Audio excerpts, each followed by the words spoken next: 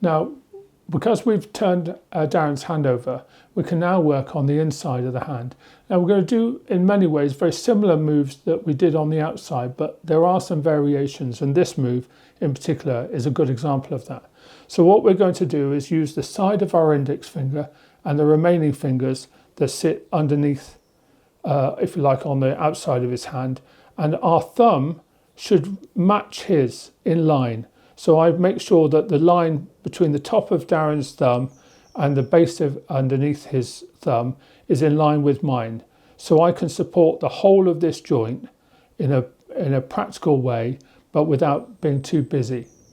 Now the other hand, we're going to use the pad of the thumb and again the side of the other fingers.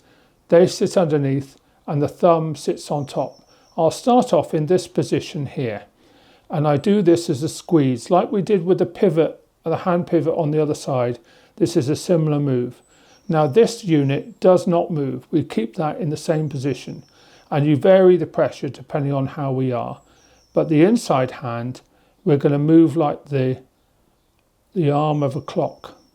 And we're going to make sure that we cover all the inside of his hand so that we can open up the whole of his hand in a much more dynamic way, but without pushing it, without actually pressing too hard.